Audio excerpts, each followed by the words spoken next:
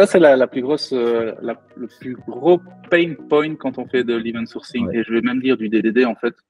Oui, ça vient. C'est la modélisation des Ouais. événements. Parce que quand on est juste en CQRS sans event sourcing, mal designer ces événements, le casser, c'est impacter beaucoup de systèmes, mais on n'impacte pas l'histoire. Mm.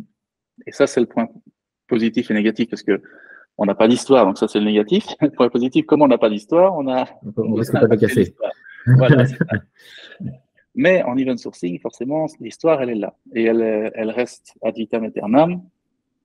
Et forcément, la modélisation d'un événement qui a été faite à un temps T, si on la casse, comment la remettre dans cette histoire qui est là et qui est immutable?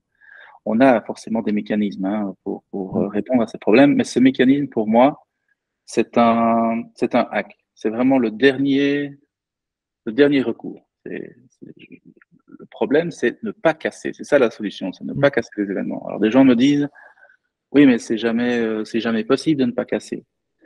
Moi, je dis l'inverse. Je dis, moi, j'ai du mal à casser mes événements parce que je les design de manière tellement spécifique, avec tellement de sémantique et tellement peu de données, que j'ai du mal à les casser. Alors, on dit un exemple. Si par exemple, je veux modéliser, comme tu parlais d'identité. Nous, on modélise forcément dans toutes les boîtes, on a des customers. Voilà, ça c'est assez classique. Si je modélise tout ce qui peut se passer d'un point de vue métier sur mon customer comme étant customer updated, sans sémantique, c'est clair qu'à chaque itération du soft, je peux signer presque sur la feuille qu'on va casser les événements.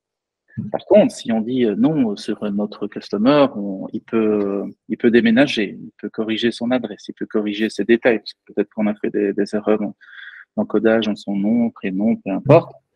Ça, c'est une sémantique très très forte. Comment casser un événement qui s'appelle Customer Details Corrected avec nouveau prénom, nouveau nom? C'est très difficile. Oui, c'est sûr. Il n'y a pas grand-chose dedans. Donc, et cette partie design, je pense que c'est la partie la plus complexe d'une architecture DDD, mais je ne vais pas dire pas que DDD en fait. Non, c'est. Dès qu'on a de l'event driven. Oui. On va dire si les événements sont bien designés, c'est plus de 50% du travail de fait. Hein, exactement. Ça fait pas. C'est vraiment la partie la plus complexe. Si on est serein sur le design, derrière l'implémentation, c'est de la technique. Il faut que les gens expérimentés soient capables de travailler avec ces notions, mais globalement, c'est de la technique. Ce que je vois dans l'event sourcing,